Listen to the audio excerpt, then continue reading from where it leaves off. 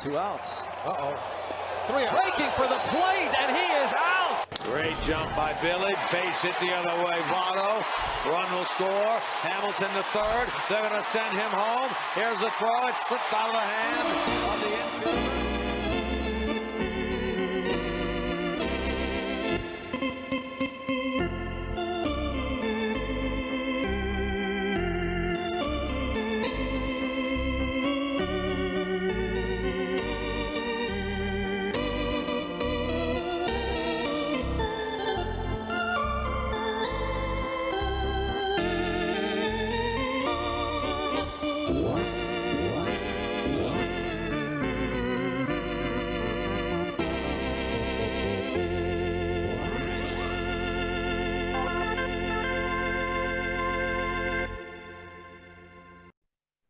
Hello, everyone. Welcome to our weekend virtual event of author talks and creative process. My name is Stephanie Chaikin. I'm the director of the Center for the Arts, and we're so happy to have you here today. I'm going to turn the afternoon over to Ralph Carhart and tell you a little bit about him. Ralph is a Brooklyn-based theater director and manager, as well as an amazing baseball historian. He is the head of the Society for American Baseball Research's 19th Century Baseball Grave Marker Project and the recipient of the SABR 19th Century Committee's 2015 Chairman's Award. In 2019, Ralph was given the Baseball Reliquaries Hilda Award, bestowed annually upon a fan who has made a truly significant contribution to the game. So I would like to turn this over to Ralph and start the afternoon, and he's going to tell you also about his amazing book, The Hall Ball. Ralph. Oh, thank you, Stephanie. Thank you. I'll tell you all about the Hall Ball in a little bit, but first, what do you do when you are an author who has written a book about America's pastime, and just as the book is about to be released, both baseball and the world at large come to a stop? That is the unique challenge that our panel of guests were faced with over the last few months as COVID-19 has led to shutdowns across the globe and here in America. The 4 authors with us today hatched a plan to sell not only their books, but to offer a haven to over 20 other authors who found themselves in the same situation. They founded the Pandemic Baseball Book Club, and I'm going to let them explain the Pandemic Club, but first, I want to take an opportunity to introduce you to each of them. Brad Balukjian is the author of The Wax Pack, On the Open Road in Search of Baseball's Afterlife. He lives in Oakland, California with his VCR. Brad is the director of the Natural History and Sustainability program at Merritt College. His favorite letter is F, and he does not consider it weird that he has a favorite letter. He has been published in Rolling Stone, the Los Angeles Times, Slate, National Geographic, and many others. Eric Nusbaum is a writer and former editor at Vice. His work has appeared in Sports Illustrated, ESPN the Magazine, The Daily Beast, Deadspin, and the Best American Sports Writing Anthology. Born and raised in Los Angeles, he has also lived and worked in Mexico City, New York, and Seattle. He now lives in Tacoma, Washington with his family. Today, we'll be talking about his book, Stealing Home, Los Angeles, the Dodgers, and the Lives Caught in Between. Anika Orrock is the author and illustrator of The Incredible Women of the All-American Girls Professional Baseball League. Anika is an award-winning illustrator, writer, designer, cartoonist, and humorist. She lives in Nashville, Tennessee, and she has created the entire visual identity of the Pandemic Baseball Book Club, which you can see at their website, pbbclub.com.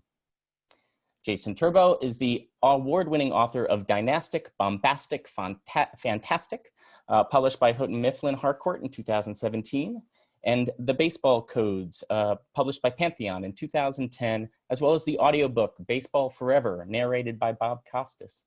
He's written for the New York Times, the Wall Street Journal, Wired, and Sports Illustrated, among many publications.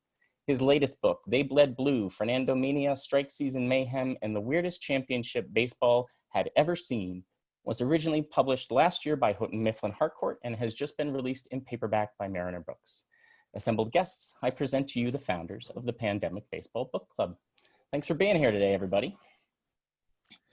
My first question is for the whole group. How was the Pandemic Baseball Book Club born? What was the genesis that brought it about?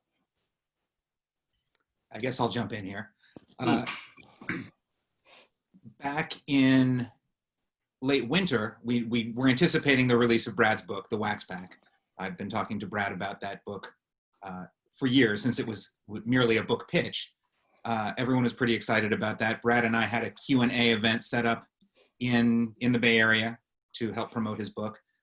Almost at the same time, Eric's book, Stealing Home, came out, and there was some natural overlap with my book, They Bled Blue. He wrote about kind of the history of the land upon which Dodger Stadium has been built. I wrote about the 1981 Dodgers with Fernando Valenzuela, tying into that history quite deeply.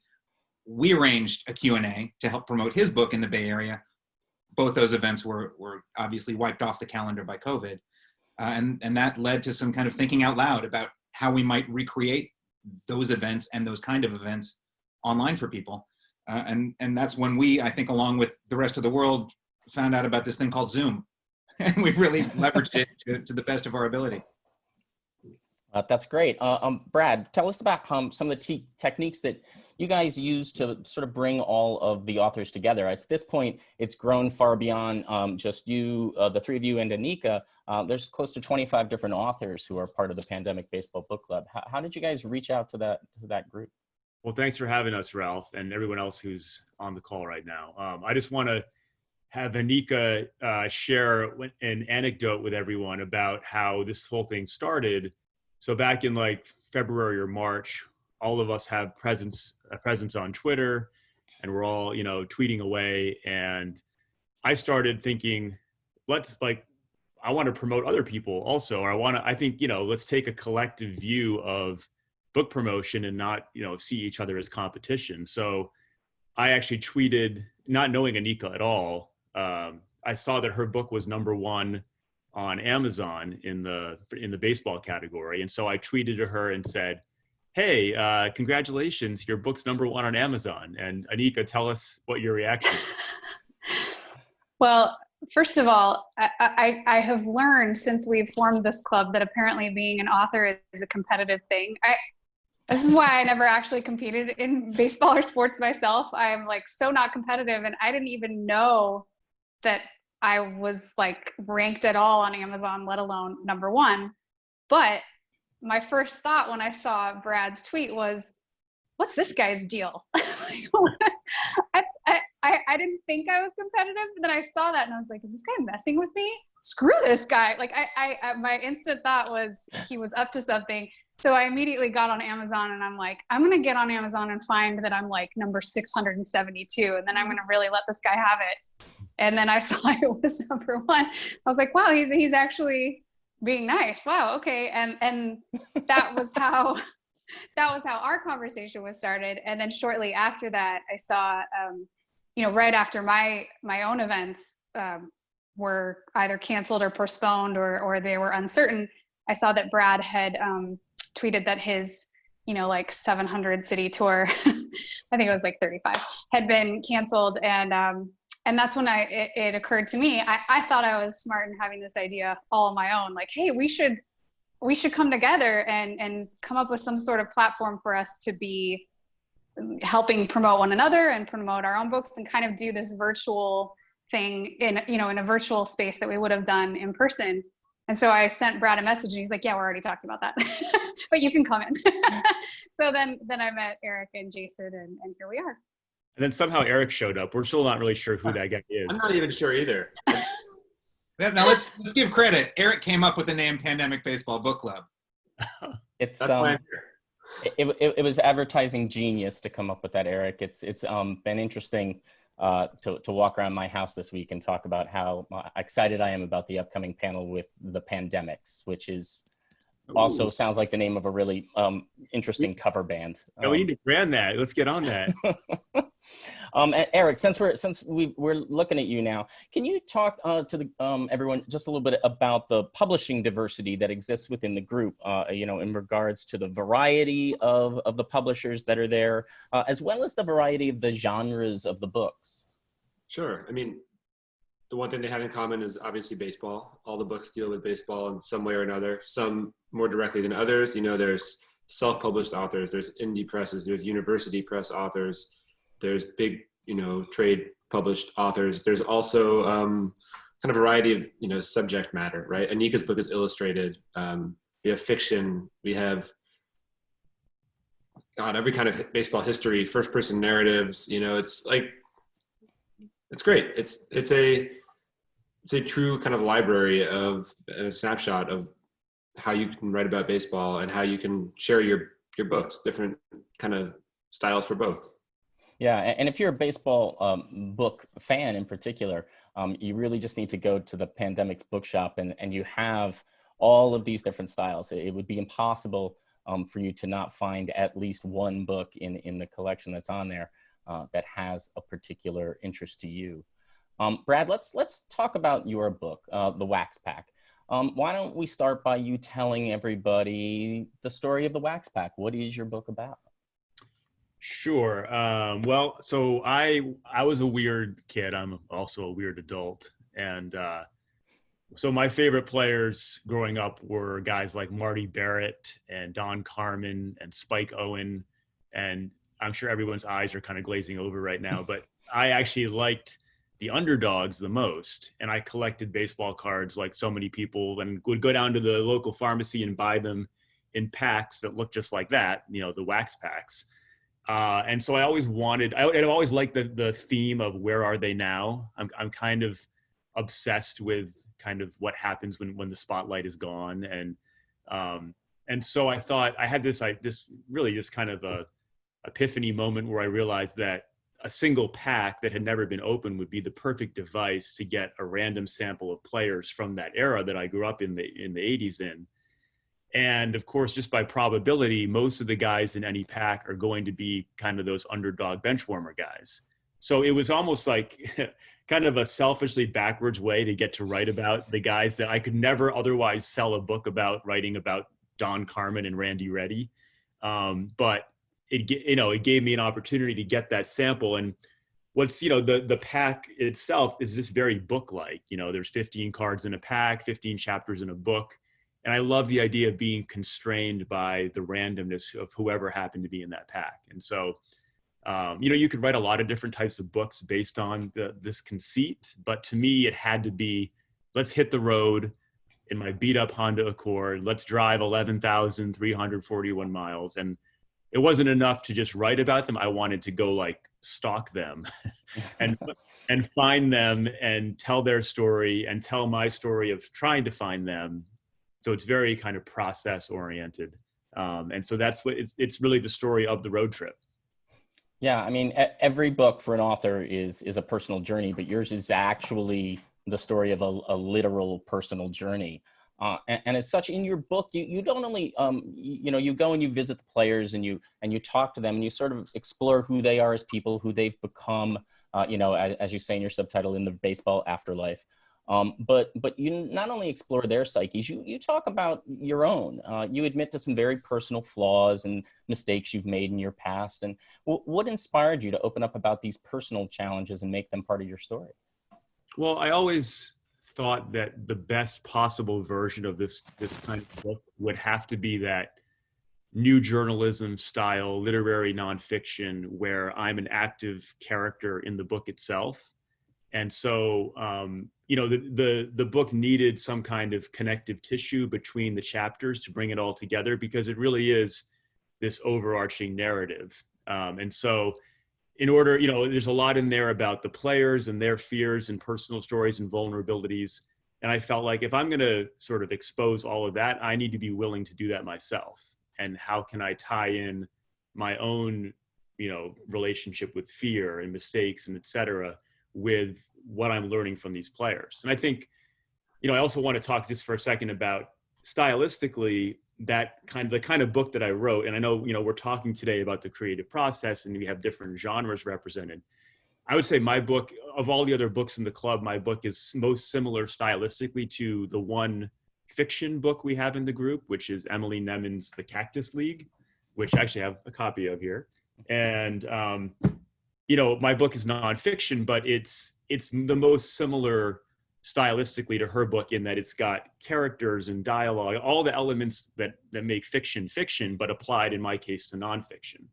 And the other two books I wanted to mention that are, that have a parallel in that sense of a quest is Jacob Kornhauser's Cup of Coffee Club, which is about him tracking down 11 major league players that only played a single game in baseball.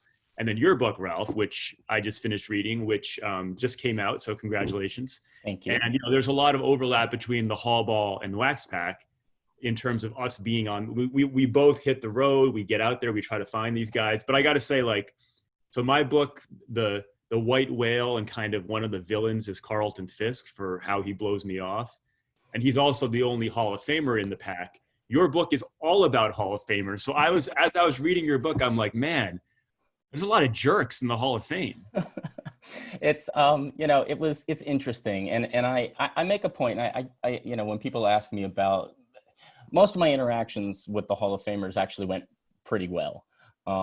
There were a few that were more challenging.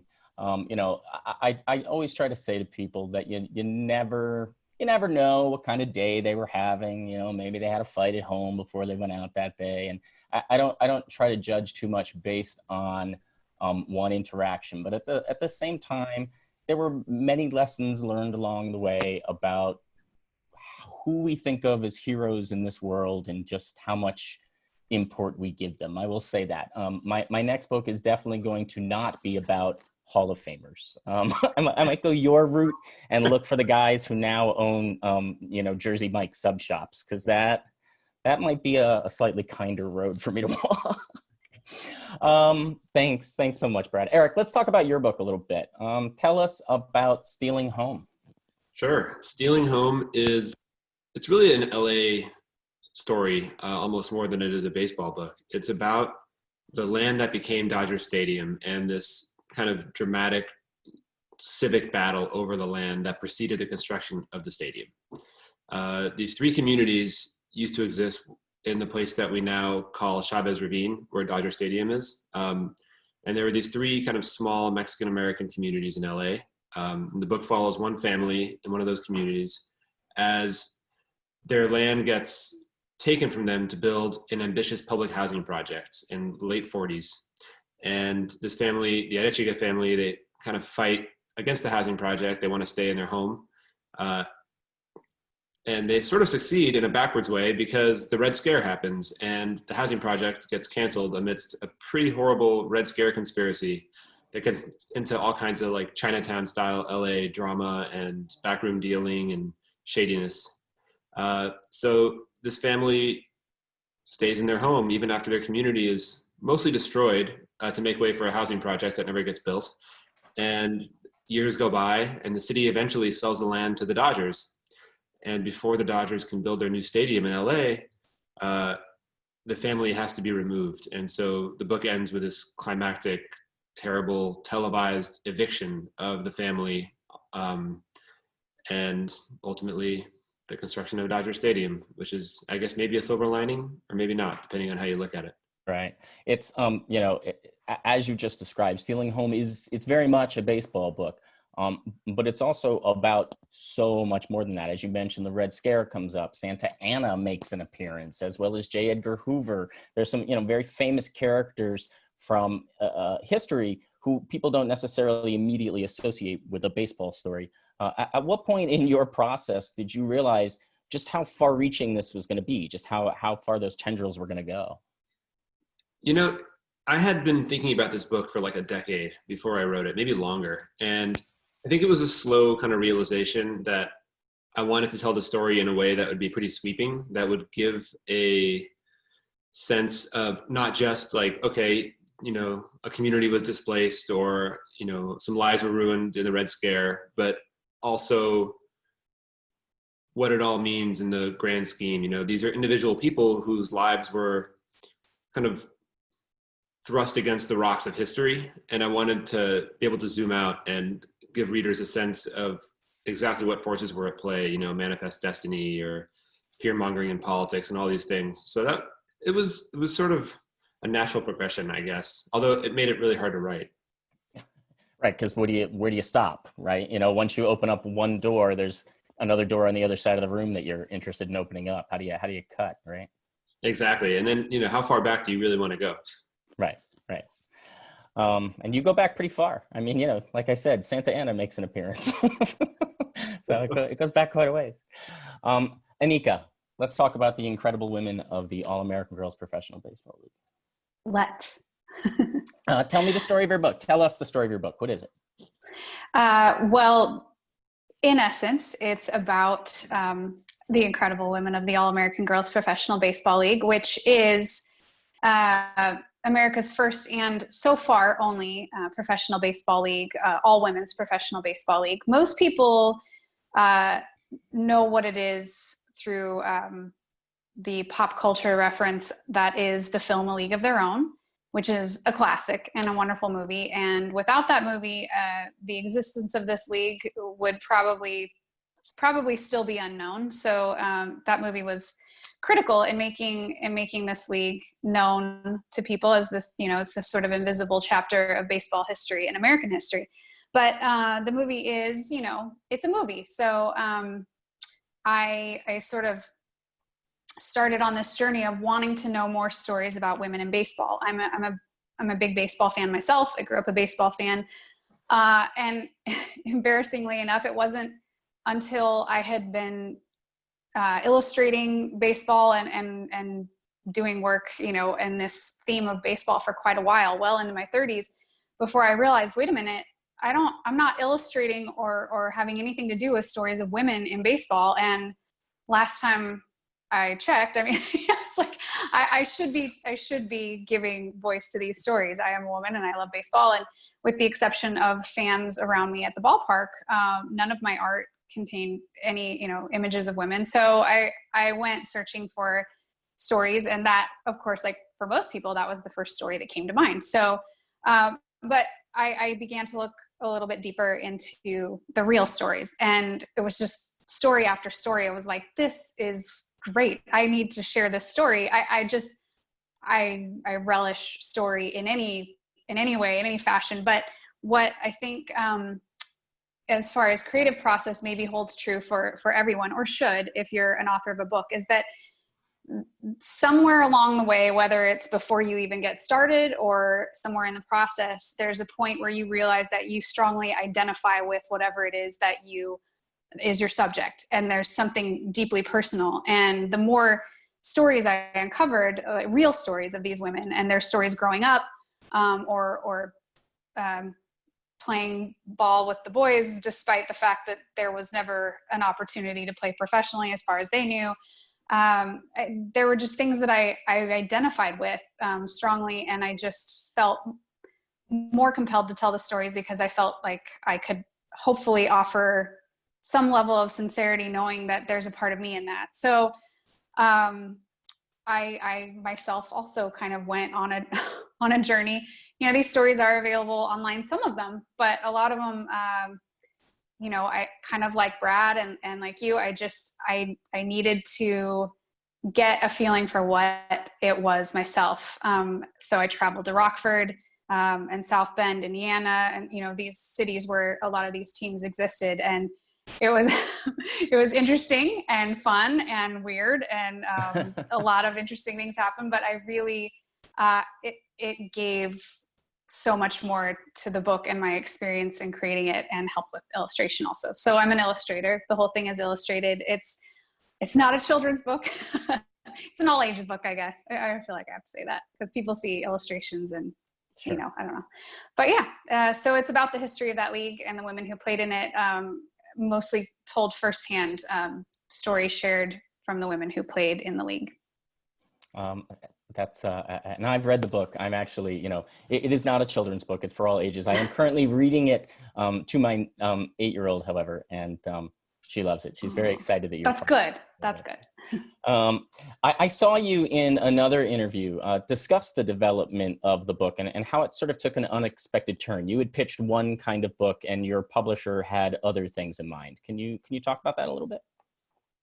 Sure. Yeah. Well, I guess having never done this before, I hadn't really thought of it in the broad sense of the overall story.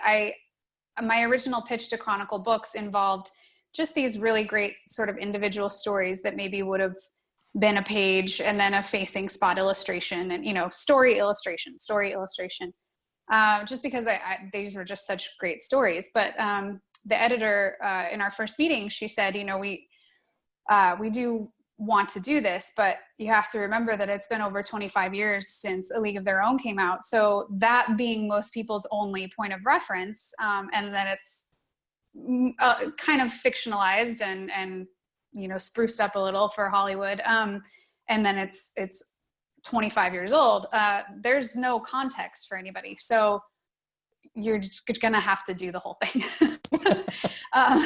So that went from mining great stories and coming up with illustrations to now an entirely different project where I was going to have to travel the country. I was going to have to interview a lot of these players myself. It went from a fun illustrated storybook basically to, okay, now you're going to author the history and you're going to get as many source documents and firsthand interviews as possible. Which, I guess Google has depths and you can do things, but I knew if I was going to actually go that route, I would just have to get in there. And deadlines were tight, so I didn't really have time to sit around and think too much about how inexperienced I was at this or how unqualified I was to do it. So I just did it. And I've never done anything like that before, but the experience was incredible. And I think I have a taste for it now. It was really fun. And for folks who haven't had a chance to read the book yet, it is this brilliant amalgamation of the interviews that you do and then firsthand newspaper accounts, talking about it all, excerpts from those firsthand newspaper accounts, and then your own research. And as I was reading it, I was thinking to myself, all of the research that I put into writing my book, trying to imagine what it would have been like to be doing that and then also illustrating the whole thing. It was that would have been an absolutely overwhelming thing for me. So it is a hell of an accomplishment that you have done. It's a beautiful book. Oh, thank you. Thank you. Jason, let's talk about your book. Tell us about They Bled Blue. They Bled Blue is the story of the 1981 Los Angeles Dodgers, who went on to win the World Series. This is my second book about a team in a period of time. And I learned from the first one, which was about the swinging A's of the early 70s, that you need a few key ingredients to make something like this work. And that's, a lively era, a team full of compelling storylines, and ideally a significant team. Winning the World Series will do that. And the biggest factor is having not been covered before in a book-length examination. I grew up in the San Francisco Bay Area as a diehard Giants fan in the early 70s, which, as anyone who was a San Francisco Giants fan in the 70s knows, was a dark period. It was bad times, man. We aspired to fourth place. And during that same time period, the Dodgers seemed to win every single year. So that's the team I grew up knowing. I was 11 years old in 1981. I'm looking at you, Eric Nusbaum. This was a team that rolled over my dreams pretty much every April and didn't stop. So I knew all about this team from one perspective. It was really fun to jump in from the opposite perspective. I'm a sucker for a good story. I'm a journalist first and foremost. I did not tell this story from a fan's perspective, because there's a lot to like about that Dodgers team, right? The characters are endearing and enduring. There are a lot of great storylines, and ultimately it was a really good team. I think, to my benefit, if you talk to casual Dodgers fans about the 1981 team, you're going to hear about Kirk Gibson and the home run off Dennis Eckersley, which in fact happened in 1988, which everyone remembers. Not so many people remember this team. So it was good to kind of uncover these stories that that had lain underground for a while. And I think the biggest of the stories, of course, is Fernando Valenzuela, who came out of nowhere to seize the hearts of Los Angeles and the wonderment of the rest of the baseball world. And that ties back to Eric's story of stealing home and how the local Mexican community had been so alienated over the process of losing the land where Dodger Stadium currently sits. So it gets pretty deep and it gets pretty entertaining. It was overall, I think, a good project to embrace. It's interesting that you wrote a book about the Dodgers as a Giants fan. That's fascinating to sort of, I'm a Mets fan, and I don't know if I could bring myself to write a book about the Yankees. Like that would be a tough write for me. It is interesting that you talked about 1981, the 1981 squad, sort of, in terms of how much attention people pay to it, sort of always falling second to that 1988 team and the dramatic Gibson home run and all of that. And part of that is, I believe, because 1981 was the strike season. It was, that was the dominant storyline of that year. When we talk about 1981, we talk about the strike, and Jeff Katz has written his brilliant book, Split Season, which looks at all of that.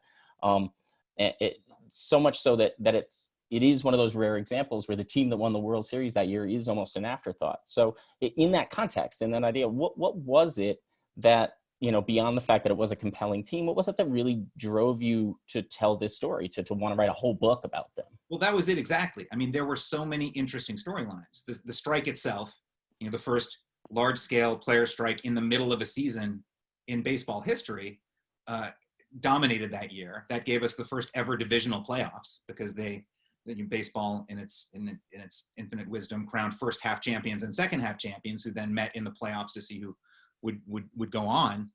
The Dodgers clinched the first half division by a half a game, which meant that they didn't even have to try in the second half. Not to say they didn't try, but it allowed those first half champions to coast. Brad's Phillies are kind of in that same boat. Pop it, Balukjian. That's a huge storyline. It's Tommy Lasorda's first championship, right? The storied Hall of Fame legendary manager of the Dodgers. People don't realize that there was actually grumbling about when are we going to fire this guy because he's been here and he can't win, right? He reached the World Series his first two seasons and they lost them both. So this was his big triumph. Honestly, with a team that almost every player who was there in the late 70s and 1981 says wasn't as good. Those late 70s teams were better. This team got hot at the right time. Hey, Jason. Yeah. How old was Eric in 1981? Eric, were you a zygote yet? You're muted. Well, I don't think my parents had met yet. There you go. Anyone who knows the Dodgers knows the storied infield of Garvey, Lopes, Russell, and Say. This was their final year together. They knew it. They knew it was coming. They knew if they were ever going to win together, they'd already lost 3 World Series as a unit. They would have to win this year, and they did. There's so much to weave together into this kind of overarching tale of 1981 that it just spoke to me. And it's a story that is it's very compelling. I couldn't put your book down. I'm just going to say that, and even though, and it's always a danger when you write a book about a team in a season, right? Because everyone already sort of knows how it ends. But that didn't matter. It was learning the story that brought them to there was really the incredible journey in the book. And I really appreciated that as I was reading. Well, thank you. I do look, just to interject very quickly, I look at good sports writing, or at least my sports writing, as the purview of failed novelists. Right? I'm given the storyline, I'm given the characters, in large part I'm given the dialogue. I just have to put it together in a way that is compelling. I agree, actually. I've wanted to publish a book for a very, very long time, and it took nonfiction for me to do it. The world of fiction is a wild west that I'm not prepared to tame. Having the pieces in place for nonfiction is certainly a helpful guide in getting there. Brad, let's bring it back to you. Your book, in looking at these former players, it looks at and how their lives have branched off and become very different since they've stopped playing. It sort of opens up a number of what were for you unexpected themes in the book. You didn't really set out on this journey knowing what your book was going to be about. You learned on the road. What were some of those unexpected themes that you discovered as you were putting this together? Yeah, I had some good surprises. So one thing I didn't anticipate was just how important the father-son relationship would be to my book. Certainly, I'm known that that's important to baseball, but what was just amazing is as I'm on the road and I'm meeting these guys time and again, I was amazed at how open and vulnerable they were willing to be and sharing some really dark, traumatic experiences with their own fathers, and became this sort of theme of, wow, how many more shitty dads am I going to run into on this journey? And the fact that they were willing to share that with me was, really flattering to me, that they would open up that much. And it really those people that are looking to read a baseball book should go read They Bled Blue. Because my book is really not a baseball book. It's really about these players as people. And so one of the unexpected themes that came out of it that I kind of talk about at the end of the book is that, a lot of us fantasize about what it would be like to be a major league player. I mean, so much so that we pay thousands of dollars to go to these fantasy camps and everything. And the reality is we already know, actually we have a lot more in common with Major League Baseball players than we ever realized. And what I found, and that's what my book is about, is that the same crap that we deal with are the things that these guys deal with in their lives, and sort of humanizing them. And really what it feels like to be a Major League Baseball player is what it feels like to be part of a team, and that could be any team, that could be in any context, not just in sports. And that's the thing that I found these guys missed the most about baseball, was that camaraderie. Rance Mulliniks, one of the players, said it best when he said, if I had a choice between going 4 for 4 one more time with 2 home runs, or just hanging out with Lloyd Mosby and Jesse Barfield and Tom Henke, I would choose the latter every time, because that's what's really meaningful to them about their careers. Yeah, sure. I mean, you become a band of brothers, right? When you join a baseball team, you go through the battle of the season, the war of the season, and it creates these incredible bonds. It's also interesting, just what Jason talks about is how, in his book, quite expertly, is that sometimes it does the opposite, right? Because you're working with these same guys all the time. So there were a number of guys on that Dodger squad that didn't like each other. There were conflicts within that too. So it's interesting to see them humanized. Your book does this really wonderful job of humanizing them. Eric, both you and Jason have touched on this, but the events that led to the construction of Dodger Stadium devastated the team's relationship with the local immigrant and Mexican-American community. Can you talk a little bit about what that was like for both of them, both the Dodgers and for the residents? Did the Dodgers, and specifically team owner Walter O'Malley, did they ever do anything to extend an olive branch to the local residents? Did the local community just stop paying attention to baseball entirely, or once the Angels came to town, did they all become Angels fans? What was that relationship between, roughly 1958 and 1980? Sure. So, I mean, it's worth separating. There was the communities themselves that were destroyed, and then there was the broader Mexican-American community in LA. And they're not the same thing. It's a small slice of a bigger pie. When it came to the communities of people who lost their homes to make way for Dodger Stadium, that community and their descendants, some have become Dodger fans, and many of them are still furious about it, and it's still heartbroken, and it's still very raw pain. Talking about people who had their homes taken away under false pretenses and then sold to a baseball team. That's tough. And when it comes to the broader Mexican-American community, Latino community in LA, I mean, Walter O'Malley, even despite the way that the stadium land was acquired, always wanted to appeal to that audience. He knew from the moment they were going to LA that there was a massive untapped market there. He hired the first regular Spanish broadcast for every game. Hami Harin, who started in the second season in LA, is still calling games in Spanish on the radio. They wanted to have a diverse fan base. That was important. That said, obviously Fernando Mania shifted things. It wasn't just that it like made it okay. I don't think Fernando Valenzuela like, oh, it's okay that, you know, these people were forcibly evicted because of Fernando. It was more like Fernando Valenzuela was so compelling and so good and so magical that people were willing to overlook stuff maybe, or were just caught up in it. And not just Mexican people, every single person in LA was caught up in it, and people around the world were caught up in it. I almost feel like it undersells Fernando Mania to say that he was he healed this wound. I don't think he necessarily did heal it. And his rise was like so transcendent. It's almost like not the same conversation to me. Sure. But since you've created this segue, I'm going to roll with it. Sure. Jason, let's talk about Fernando Mania. There is, as Eric just said, it's a simplistic way of looking at it, but there has been like this baseball truism that's existed for a long time now. It's been 40 years since Fernando Mania, just to make those of us who were there for it feel super old.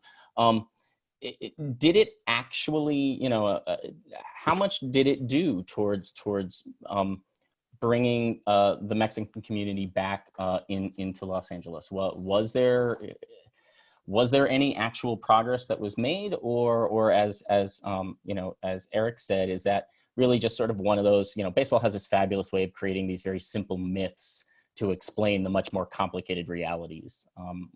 Where does it, in your opinion, where does it land? There's no question that the reality is complicated, but I do think Fernando played a giant part inadvertently. I mean, he was never, a community organizer. He was never one to urge people to rise up in any one way or another. But like Eric said, since the Dodgers arrived in Los Angeles, Walter O'Malley and their general manager, Al Campanis, knew that there was this vast untapped market. There were a greater concentration of Mexicans living in Los Angeles County at that time than anywhere in the entire world outside of Mexico City. And by and large, they were not Dodgers fans.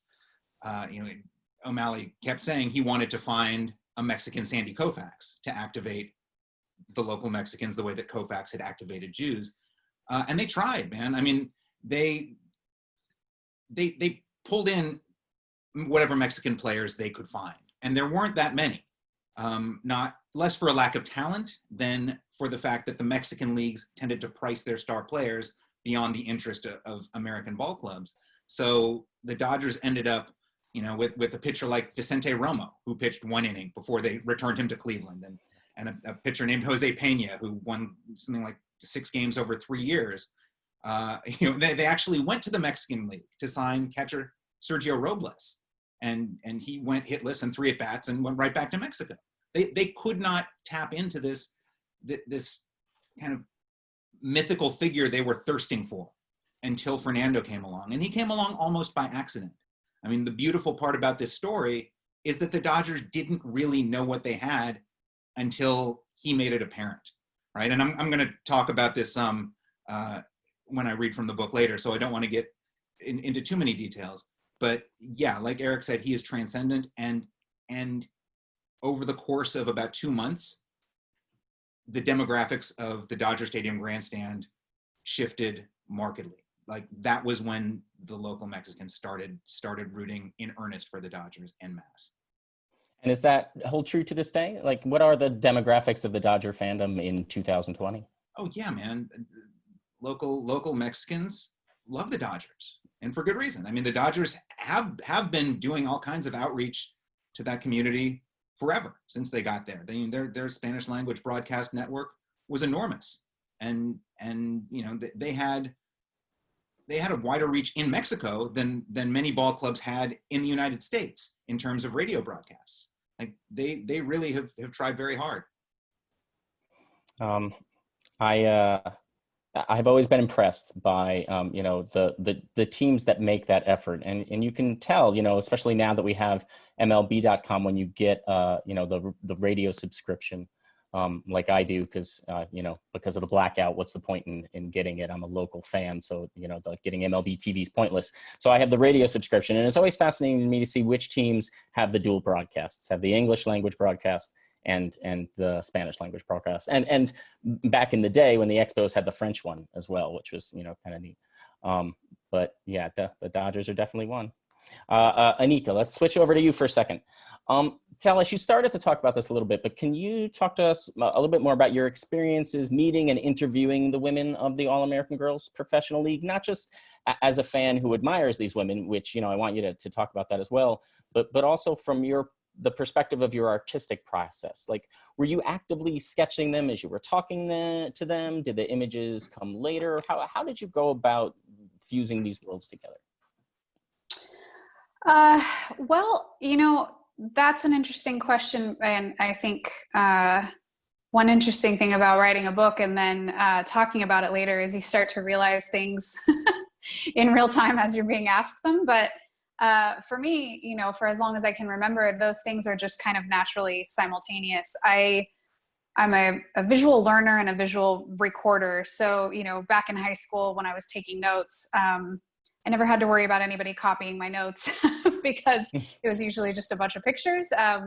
So a lot of the visual and illustrated aspect, I don't know that, I did do some sketching of the women, not as I was talking with them, but, for example, they have an annual reunion, and at this reunion, there will be a day where they have an autograph signing session for the general public, whatever city they happen to be in. So the first reunion I attended was in Cincinnati.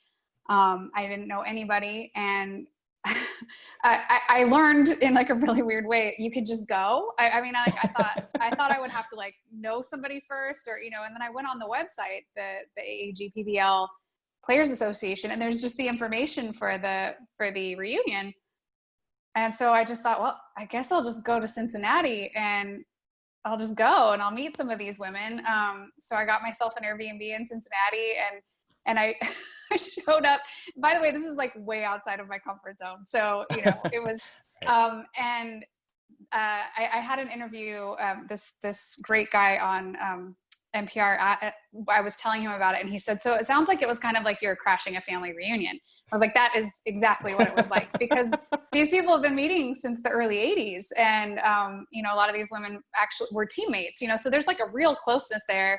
And I showed up and I just kind of went along with the idea I think everyone had at the time, which was oh, she belongs to somebody. Just, I'm not going to ask who, but everybody just kind of assumed I belonged to someone, but I belonged to no one. And the real nerve-wracking moment came when we went to the Cincinnati Reds game, and everybody was being ushered toward the field where the women were going to be honored on the field. And I felt myself leaning back, my heels digging in, I'm going to get found out on the field when everybody's who's this? But thank God that never happened. But, and once I was sort of outed as not knowing anyone, they were very welcoming and very sweet. And I found myself in some really comical situations, which we don't have to go into. But once I got to meet them and know them, man, it just for example, one of my favorite interviews I did was during that Cincinnati reunion. There were two players I met, Katie Horseman and Dolly Vanderlip, who were very obviously very good friends. And they really reminded me of my grandma's two sisters, Pat and Bev, who taught me how to shoot French fries out of a straw. Pat carried silly string in her purse. They just loved having fun, and they were a riot, and they could finish each other's sentences. And that's how these women were. So I just decided, I guess selfishly for fun, I wanted to interview them together. So we met in the hotel bar that night, and we went until, 1 a.m, until basically the bartender stared us out of the bar. And I just put my phone on the table and turned on the voice recorder and let them go. And that, you know, while that's not maybe the most like professional way to get what you need, the facts and the stats are already out there. For me, kind of like Brad was saying, there was a larger human element to this that that I think was really important, because this was a thing that was so unlikely to have happened in the 1940s and 50s, this league existing. And these women grew up loving baseball, thinking they would never have, and there was no opportunity for them to play or do this. So, oh, I think you're muted. Oh, okay. I thought you were talking to me. Sorry. Yeah. So just getting that part of the story out. And then also, you know, one thing that I found really interesting is, you know, Brad's book also touches on the after baseball and just sort of like the realization of this grand moment of your life, this dream that was realized and now it's no longer there.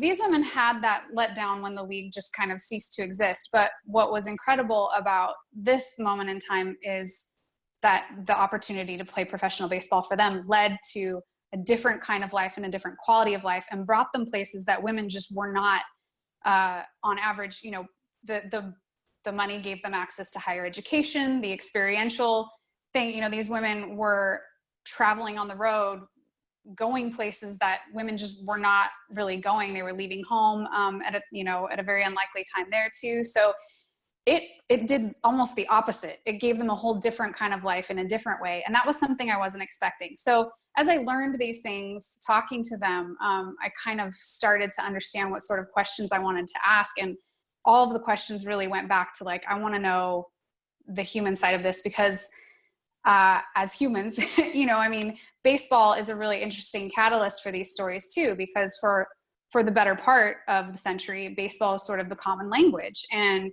all kinds of groups that had been marginalized, or minority groups, they all had an opportunity to have a hero. And it was something that people from everywhere could be in the same place and talk about. So the Jewish community had Sandy Koufax and Hank Greenberg, and you know, even much later, having Ichiro Suzuki and you know, Jackie Robinson, and they're these sort of icons and heroes for these groups. And you know, women make up 50% of the population, and we don't really have that. So I don't know that my book will be responsible for giving that, but there are those heroes in this league, and I didn't even know who they were. And there are women in this league who did incredible things. Jean Fout being one of them, being the only woman to have ever pitched, being the only ball player, man or woman, to have ever pitched 2 perfect games in a career, things like that. So the visual part, going back to that part of the question, just really came easy, because I think half of my brain is always operating in the visual sense. So when I'm talking to someone, I'm almost immediately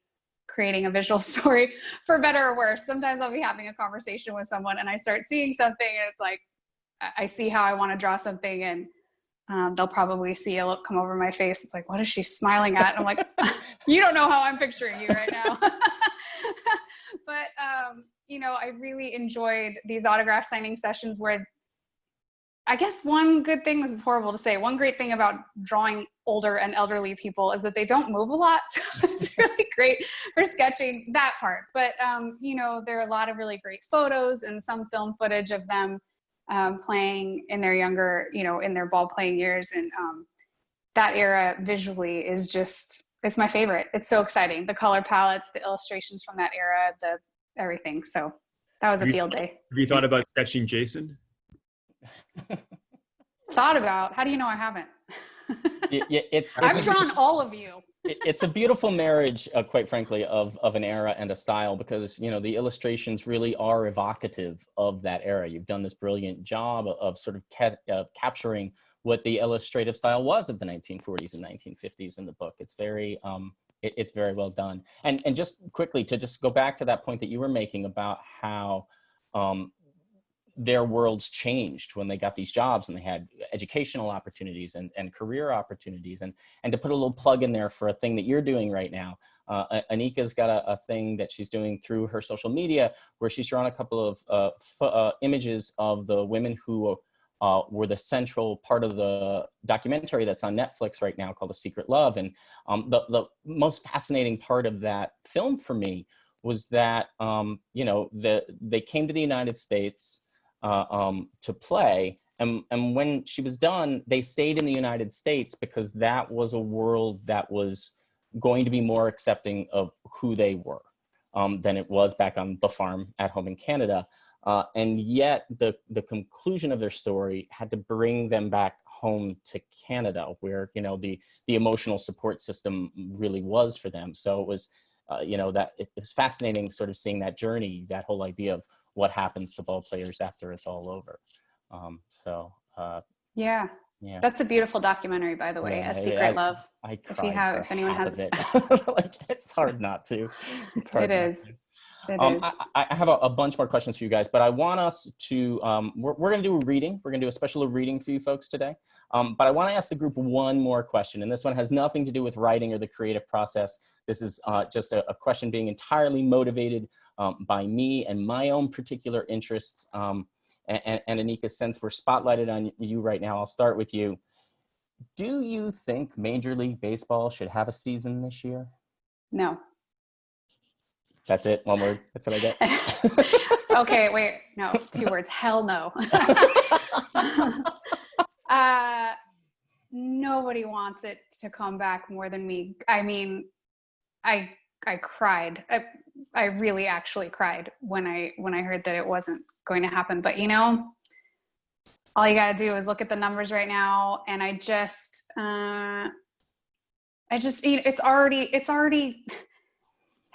already so messed. Everything's already weird. And, you know, I just don't know that it coming back is going to make everything easier or nicer. I think I think they would be better served to just hold off and start fresh next year. Other authors, by a show of hands, do any of you disagree with that? Or are you all sort of in the same boat? Yeah, me too. It seems like a mistake. And it's interesting how disconnected Major League Baseball seems to be from the ramifications of the things that they do, right? You know, the one of the most depressing parts of this whole thing that's played out over the last couple of months is just how every day it's a new message. They've, you know, whether, you know, we're going to start in a week, we're not going to start in a week. We're going to play everything in Florida and Arizona. We're not going to play everything in Florida and Arizona. They don't really seem to know. And, you know, the reality of what's happening in the country right now is really leading us towards a direction where this just doesn't seem wise. And now they have all of the fans very excited about, you know, spring training 2.0 happening and games resuming. And that's probably not going to happen. And well, yeah, go ahead. Eric is always on the side of the owners, so you might want to.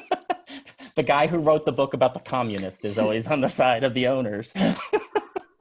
It was interesting reading Jason's book, actually, to think about how the circumstances of the strike in 1981 were entirely financial. You know, there wasn't a pandemic going on, but because of how poorly everything has been handled this time around, you know, it's going to have ramifications that last beyond the season. Even if 2020 doesn't come to pass, you know, now we've got a new collective bargaining agreement that's going to be argued, and everyone's going to be sitting at a table with the baddest blood you could possibly imagine. It seems like they have done as poor a job as you could imagine in handling all of this. All right, that was my political rant. Thanks for letting me get that in there. To your point about the dithering over how to handle it, and we've got changing circumstances almost daily. So that part's understandable. In 1981, they had a strike that they were preparing for. They had bought strike insurance because they knew it was coming, and they still dithered over how to join the two parts of the season well into the second half of the season. Like they right. together over that. So when you get the chaos of COVID, you can't expect much more than we're getting. Holy cow. No, it's very true. It's very true. All right, I want to give our audience a little special treat, a little sneak preview into all of our books. So I would like for all of the authors to read us just a little 5-minute excerpt, give the folks at home just a little appetizer, a little hors d'oeuvre of what your book is. Brad, why don't you start first? Okay, so I'm going to read actually from the very beginning. My excerpt is the prologue to the whole book. So here we go. November 1985. Mary Lou Gula knows it's going to be a long day. Since starting her job on the floor of the Topps factory 14 years ago, she's worked on every part of the baseball card manufacturing process. Card cutting, general help, the DF line, day coding. She even played Santa at the company Christmas party. The two-story factory sprawls among the hills of Duryea, outside Scranton in eastern Pennsylvania's coal country. Duryea has long been a town of miners and factory workers, first from the silk and cigar industries and now baseball cards. These 2.5-inch by 3.5-inch slices of cardboard, initially included as giveaways in packs of cigarettes in the 1880s, have produced a collecting craze around the country. By 1992, sales will reach $1.5 billion, and soon after that, a confluence of forces, oversaturation of product, waning interest in baseball, the advent of the internet, will burst the bubble, sending baseball cards back to the dugout. But we're getting ahead of ourselves. Right now, in late 1985, Topps is the flagship, and Duryea the flagship's home. The DF line, where Mary Lou is scheduled today, is especially grueling. No one even knows what the DNFs stand for. They just know that the process of cracking 25-pound loaves of cold pink bubblegum into individual sticks, loading them into the chutes of the DF machine, and stacking the finished packs of cards in boxes, all at a breakneck pace, means sore feet and an achy back by the time happy hour rolls around. Lowering herself into her car to drive the 2 blocks to the factory, Mary Lou's mind jumps ahead 8 hours, when she and her coworkers will clock out, walk through the factory doors, and make a critical decision for happy hour. Turn right and walk half a mile to Town Tavern, or turn left and go half a mile to Litsy's Lounge. Litsy's will cash their checks at the bar, and being a Thursday, it's also payday. While Mary Lou has the masochistic habit of working doubles, can't argue with the pay, today she has first shift, the prime shift, and will be off by 3:30 p.m. Arriving a few minutes early, Mary Lou pushes open the double doors of the factory.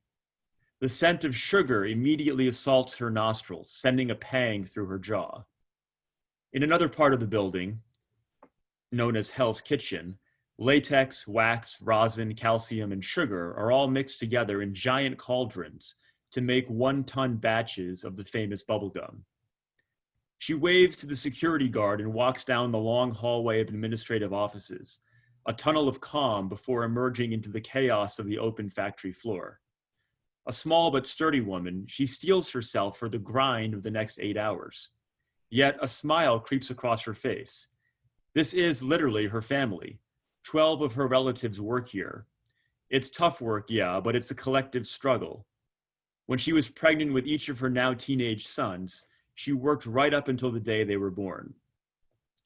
Just like the players on the cards she manufactures, Mary Lou wears a uniform, except hers is stained with sugar instead of grass. Snapping the buttons on her knee-length white smock, the red italicized lettering of the Topps logo emblazoned in front, she thinks about hitting her target of 170 packs per minute, nearing the maximum capacity of a DF machine. She pulls on her red Topps baseball hat and walks from the locker room onto the cavernous factory floor, where she finds her posts and greets Mona, her partner for the day. 6 weeks from now, these cards will sit under millions of Christmas trees, 15 players per pack wrapped in red, white, and blue wax paper, a slice of Americana and source of instant delight to the kids who will tear them open, hoping for a hometown player or superstar. Mona stands at one end of the DF machine, one of 20 on the factory floor, and switches it on. It hums to life. "Is it 3:30 yet?" she asks as Mary Lou positions herself at the other end, ready to load. "We're hitting 170 packs today," Mary Lou replies, glancing at the meter that measures their productivity. She grabs a small pile of cards, feeding them into the machine's A chute, and in a blur of muscle memory and coordination, loads a stick of gum in the B chute almost simultaneously. The machine combines all the elements of the pack, cards, sticks of gum, and special inserts, into a little stack and then pushes it onto an elevator, where a machine folds a sheet of wax paper around it. A heater melts the wax to seal the pack, which then slides along the conveyor to Mona, who places it in a box to be packed for shipment to the world. As the wax paper wraps around that first set of cards, Mary Lou has no way of knowing that that pack holds any more significance than the thousands of others she has fed into DF machines over the years. She has no idea that rather than being unwrapped under a Christmas tree 6 weeks from now, it will remain sealed in storage, a forgotten time capsule waiting to be excavated. She has no idea that almost 30 years later, a sports archaeologist with a penchant for underdogs will come along and discover that time capsule, open it up, and then set off on a daring adventure to track down every player inside. And she has no idea that one day she will meet that sports archaeologist in a smoky casino near Duryea, and that archaeologist will be me. Thank you so much. That's wonderful. It's a great start. Eric, will you please give us a little bit of Stealing Home, please? Yeah, I was going to give you the preface also, but I'm going to call an audible. And I'm going to talk about bubblegum too, because why not? Yes, please. I love the bubblegum story in your book, actually. The chapter about Santa Anna. Earlier in the book, the General Santa Anna appeared because there's this myth that during the Mexican-American War, U.S. soldiers played baseball with his prosthetic leg. It's a myth, but it was thought to be true for a while. One of my kids is making noise behind me, sorry. All right. In 1867, Antonio Lopez de Santa Anna was broke and living in Staten Island, New York.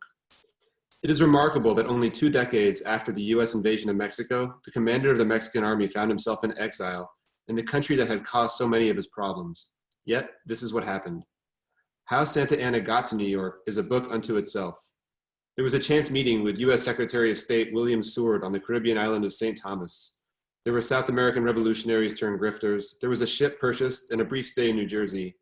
And there was a great deal of money lost.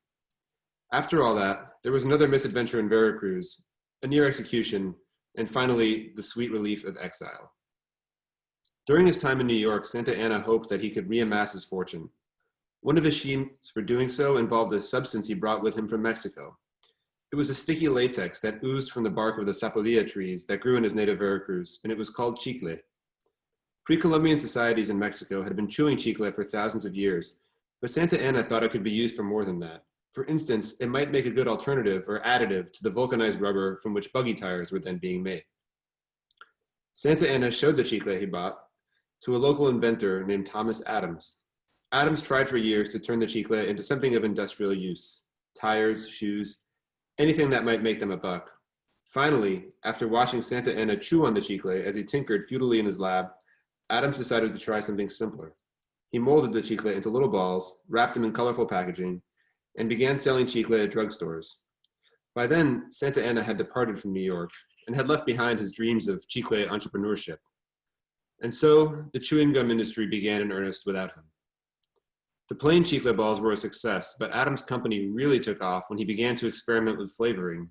His licorice gum, Blackjack, was an especially big hit. He built a factory and put his gum in vending machines and started selling it in packs of pre-cut slices. Suddenly, by the turn of the century, there were gum companies all over the country. In Philadelphia, brothers Robert and Frank Fleer put out a product called Double Bubble, the first bubble gum. In Chicago, William Wrigley Jr. built an empire out of juicy fruit. In 1921, Wrigley became the majority owner of the Chicago Cubs, and with the Cubs, their Pacific Coast League affiliate, the Los Angeles Angels. In 25, he opened a stadium for the Angels in Los Angeles. It had Spanish-style roof tiles and a clock tower behind home plate. 2 years before the Cubs' iconic park in Chicago was renamed in his honor, Los Angeles had its own Wrigley Field. As committed as American consumers were to chewing gum, they may have been even more obsessed with baseball. The 1920s were the time of Babe Ruth and Lou Gehrig, outsized heroes whose deeds were brought into homes for the first time over the radio, players who captured the imagination but who could still seem distant without the benefit of television or even color photos. For decades, cigarette companies have been including trading cards as promotional items. Cards offer the intimacy and urgency of color. They gave you that tactile sense of connection. That connection deepened as baseball became something more than just a game you played or watched people play. It became a realm for mythology and hero worship. You could hold Babe Ruth in your hands. You could look into his eyes and see the lines on his forehead. In 1933, the Gowdy Gum Company released a line called Big League Chewing Gum and became one of the first gum manufacturers to include baseball cards in its packs. The cards were beautifully rendered, with intimate portraits looming over bold colored backgrounds and short player biographies printed on the reverse side. Babe Ruth was marked card number 1 in the set. Fleer, Bowman, and ultimately Topps would follow Gowdy into the trading card promotion, which would grow and grow and grow until the card itself was the thing, the object of worship, and the player on it was an afterthought, and the hard pink stick of gum itself a novelty, leaving only traces of white powder on the cardboard before disappearing altogether. But this would all come later. This would all come 100 years after Santa Anna brought his cheek light to Staten Island and accidentally gave birth to an entire industry. 100 years after Santa Anna once again became part of the weird, amorphous story that is baseball. I read in bed, and I was reading your book while I was laying in bed, and my wife was asleep next to me. And when I got to that part of your book, I started smacking her. I woke her up. I was like, "Oh my God, Santa Anna helped create bubblegum in Staten Island." We lived in Staten Island for 10 years, so it was that part of your book blew my mind. It blew my mind when I found that out too. Anika, speaking of William Wrigley, Anika, why don't you give us a reading from The Incredible Women of the All-American Girls Professional Baseball League? Sure. Yeah, I feel like there's a theme here. Suddenly I have a craving for gum. There's one part in the book that I talk about. Wrigley did, because of World War II, had to come up with kind of an inferior substitute, which is known as orbit gum. And I think he kind of thought that having women play baseball would be like the inferior substitute, but little did he know they would become so popular.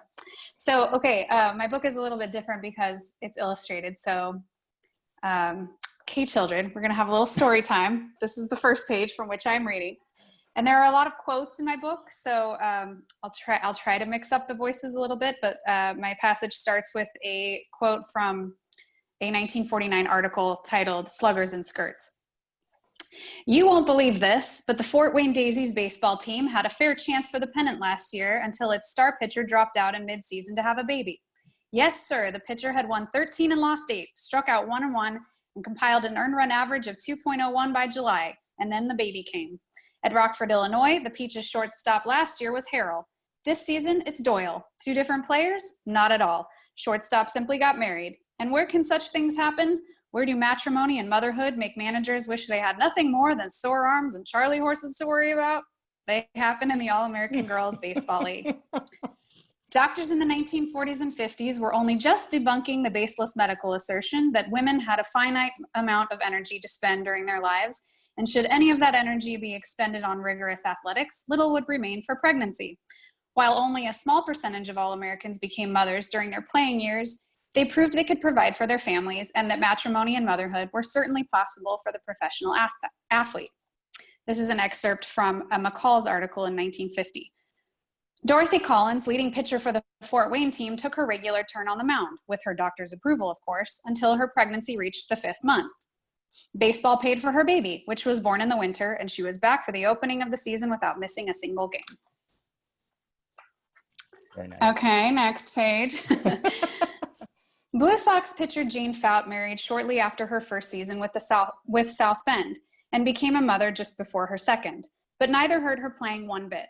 Following the birth of her son, Fout posted a 1.44 ERA and batted .231 for the season, and she only got better, leading the league in wins and shutouts in 1949 with a whopping .291 batting average. Like other wedded women in the league, when Fout wasn't on the field, she carried out all the normal duties of a wife and mother at home. And when the Blue Sox hit the road, her husband, Carl Winch, would cook, clean, and care for their young son, Larry. That is, until 1951, when their schedules and marriage hit a snag. In 1951, Winch, a former minor league pitcher and Phillies prospect, got a new job as the Blue Sox coach. Unfortunately, Winch's career move was not a happy surprise for Fout. "I never knew he was going to be a coach until I got to spring training the first day. It was a complete surprise to me. He never mentioned it, and he had signed the contract 6 months prior already. It was a shock, and it did make a difference." While he may have been a successful coach, Winch was not a well-loved coach. Described as strict and punishing both on and off the field, his coaching methods drove an unwelcome wedge between Fout and her teammates, who didn't want to hang around the coach's wife for fear of favoritism or tattling. But none of it made a difference in Fout's game. Despite unique and isolating pressures, she was named 1951 Player of the Year, a year in which she pitched her first of 2 perfect games and helped the Blue Sox win the championship. "You just block everything out. You just concentrate on the game," explains Fout. "That pressure is always there." That pressure escalated in late 1952, Fout's strongest year. As the result of an argument, Winch fired one of his players, and 6 more walked out behind her in protest, leaving South Bend with a 12-woman roster going into the playoffs. "Yeah, we was the dutiful dozen. That's what the newspaper said," recalled Mary Wimp Bumgardner, Blue Sox catcher. The shorthanded dutiful dozen went on to win the 1952 All-American Girls Baseball League Championship, due in large part to Fout's commanding contributions. She finished that season leading the league in strikeouts, posting 20 wins, 2 losses, and an astounding .93 ERA. In the end, her husband's derisiveness and the difficulty of his presence on the team just wasn't worth it for Fout. She finished the 1953 season pitching a second perfect game, setting a league record with her 1.23 career ERA, and was again named Player of the Year. Though she would later express regret, Fout did not return for the league's final season. And there's the final. The dutiful dozen. Wow, wow. And the sacrifice, like even, did he remain with the Blue Sox after that as a coach? Was he still with them? No. Yeah. No. Yeah, there's a lot more to that story, but yeah, it was definitely a jealousy thing there. Yeah, for sure. Yeah. Jason, give us a little bit of They Bled Blue, please. I swear to God, we did not discuss this in advance, but my passage does involve bubble gum. Of course it does. The guy standing on the mound at Dodger Stadium on opening day was not the guy the Dodgers wanted standing on the mound at Dodger Stadium on opening day. The home team faced pressure aplenty without having to consider an emergency starter in the very first game of the 1981 season, let alone it being a 20-year-old with all of 17 innings of big league experience under his belt, every one of them out of the bullpen. At that point, LA's pitching concerns were more akin to triage than anything resembling strategy. This was the Dodgers, for crying out loud, the closest thing to a pitching factory that baseball had known since way back in the Brooklyn days of Drysdale and Newcomb and Sandy freaking Koufax. One might assume immunity to this sort of dilemma. Nope. The Dodgers were already without Don Sutton, who'd departed for Houston as a free agent. Left-hander Jerry Royce, coming off an all-star campaign, was ready to slide into Sutton's slot atop the rotation, but in the final workout before opening day, pulled a calf muscle so severely that he ended up sidelined for the first 10 games of the season.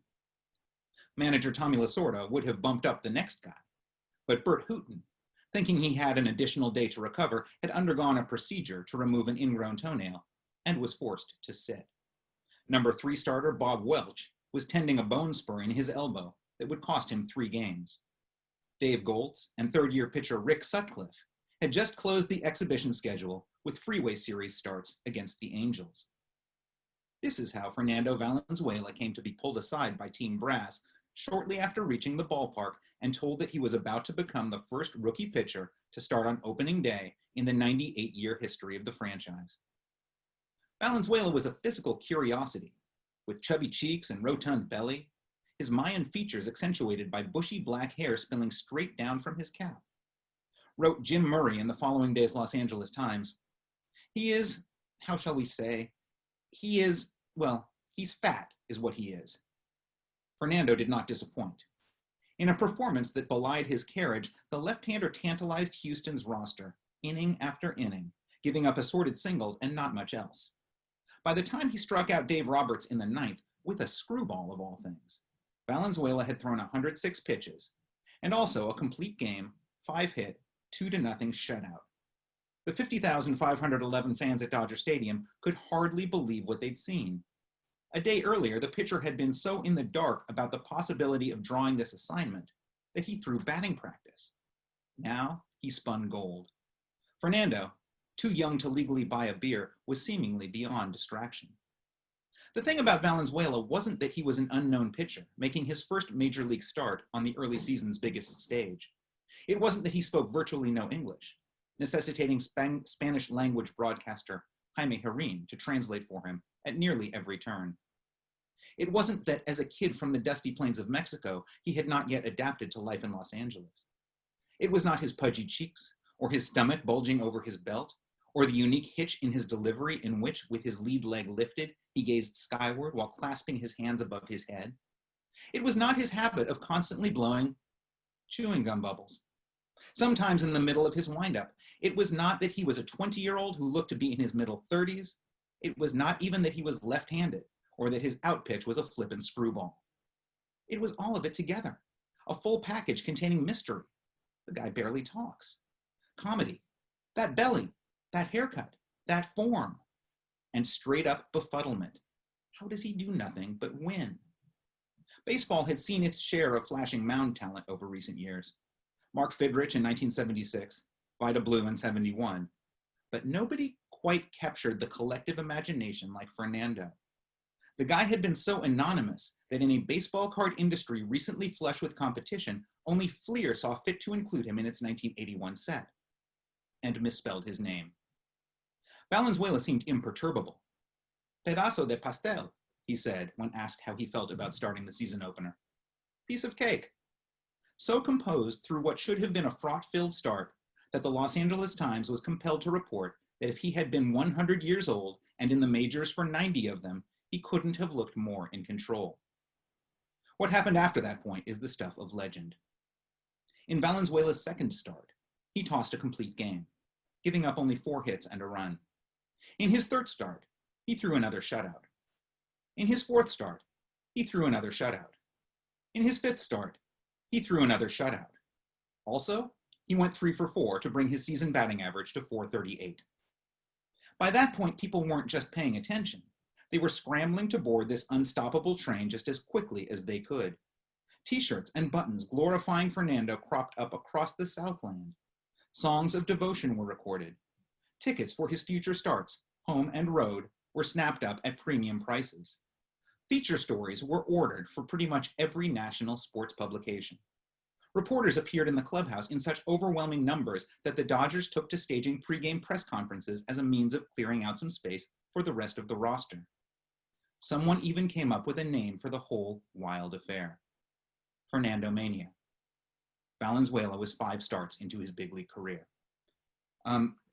So as a little addendum to that, after 8 starts, Fernando was 8-0. He'd thrown 9 innings every single time. He'd given up 4 total runs in 72 innings pitched, courtesy of 5 shutouts. His ERA was 0.50. And it was, by almost every measurement imaginable, the best start to a big league career in big league history. I want to just jump ahead a couple pages for one paragraph that I think is important because it describes the feeling and why it was so great. The first part is a quote.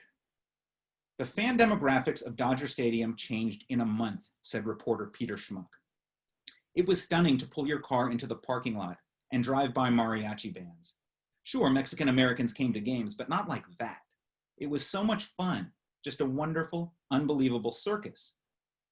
The best part about it is that it was completely spontaneous and real," said Lyle Spencer, who covered the team for the Los Angeles Herald-Examiner. "There was nothing fabricated about it. Fernando Mania was not a creation of some PR department. It just happened." Thank you so much. Thanks, Jason. I'm gonna ask for a moment of vanity here. I'm gonna read from my book too. I hope nobody minds. I know we're getting closer, so we'll be done at 3:30. We don't have a lot of questions from the audience, so I'm gonna read from my book as well. If you don't know the story of the Hall Ball, in 2010 I started taking a baseball around to all of the members of the Baseball Hall of Fame, living and deceased, and I took a picture of them either holding the ball if they were still alive, or the ball at their grave if they were not. I traveled to 34 different states, the US territory of Puerto Rico, and I went to 1 foreign country. There are 3 members of the Baseball Hall of Fame buried in Cuba, and I went to Cuba, and I'm gonna read from the Cuba chapter of the book. 2 things that I want to mention before I begin reading. I use the word Cuba Ballista in the book. I went with a tour group that was based out of Canada called Cuba Ball. That was the cute little name that we all gave ourselves, was Cuba Ballista. The other thing I wanted to mention is just an apology ahead of time for my mediocre Spanish. All right. In a twist of fate that I could not have predicted when I was planning the trip, and most certainly not when I began the project, I was going to have the unprecedented opportunity of taking the hall ball to the grave of a member while being accompanied by his child. Martin Diego Jr., who himself was a former minor leaguer in the Reds organization and played alongside Pete Rose and fellow countryman Tony Perez, had baseball stories of his own. I was looking forward not only to taking the photograph under such special circumstances, but also having a chance to speak with this remarkable connection to the past. The town of Cruces does not have much, but it does have a museum and a bar. We visited both. The museum, which opened their doors that day solely for us, was ostensibly dedicated to the town of Cruces. There were multiple rooms of relics from the 1895 War of Independence, as well as the Aboriginal tribes that predated the Spanish.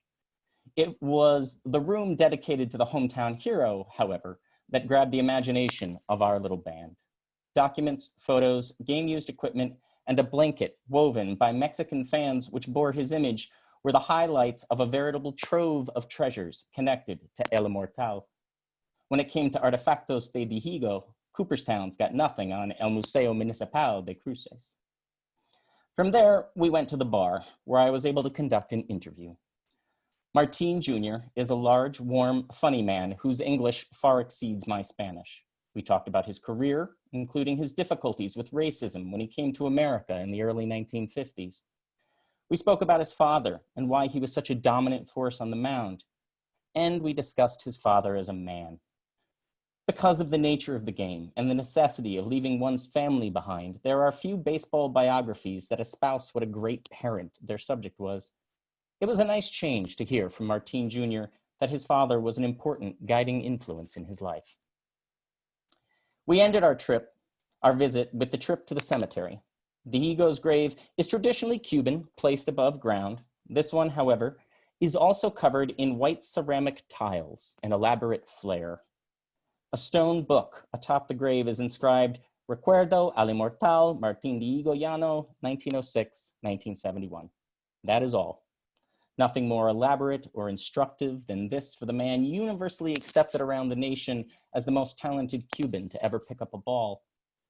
But the mere semi-permanence of the grave, without the typically accessible lid, speaks to a level of reverence that is unusual, if not unique. I would later learn that Diego's remains were once housed in his wife's family's tomb until a previous Cuba ballista arranged for the icon to have a grave of his own.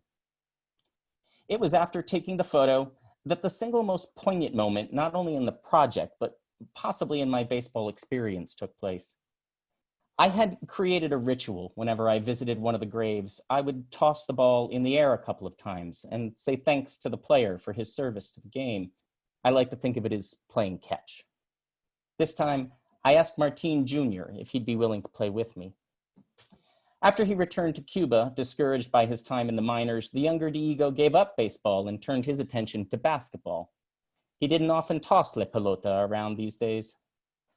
His deep affection for Pepito and the other Cuba ballistas who had come to visit his father in the past made him acquiesce. We threw the ball back and forth 3 times. The timer on the video shot by our driver, Manuel, shows that the whole exchange took less than a minute. But each second of that minute will forever be retained in the most sacred space I have for memory. We had one final thing to do before we got back in the cab to join the rest of the group. We were, after all, anxious to get on the road to Victoria de Giron Stadium to catch the end of a contest between that year's most dominant club, the Matanzas Cocodrilos, and the perennial powerhouse, the Havana Industriales. However, there was one more photo I had to take. Earlier in the trip, each of the Cuba ballistas had signed a ball. I had been given instructions by Kit to leave it behind. Pepito presented it to Martin Jr., and we placed it on his father's grave, where I took one more picture. This time, it was I who was leaving the memento. It was something that I had not done on the quest, instead choosing to leave the graves as I had found them. This time, however, was different. I had traveled almost 1,400 miles from my home to visit a forbidden land. The moment called for something significant, and Kit's request was a perfect way for me to celebrate just how special this part of the journey had been. When we arrived in Matanzas, we learned that Orestes Mini Minoso, the Cuban comet, had died that day. Miñoso's major league career spanned from the time of the US-backed government of dictator Fulgencio Batista to the dissolution of normalized relations between his native land and his adopted home. He was a beloved ambassador of the game, especially in Chicago, where he spent 12 years playing for the White Sox. Despite appearing on multiple Veterans Committee ballots, including the most recent one before his death, Miñoso never got the call to the Hall. He even got a do-over with the Baseball Writers Association of America after he appeared in 2 games for the White Sox in 1980, 16 years after he initially retired.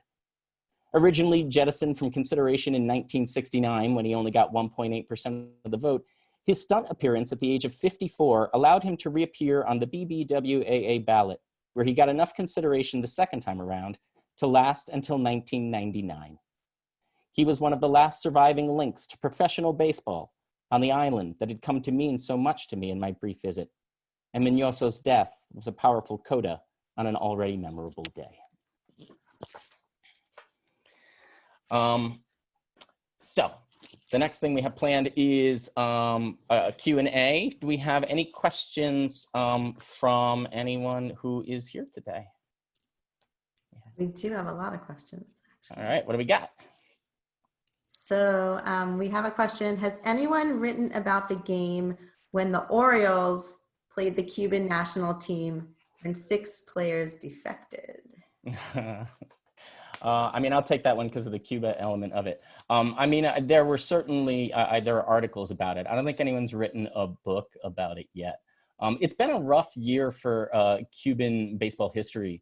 The leading Cuban scholar, a gentleman by the name of Peter Bjarkman, he died a little more than a year ago.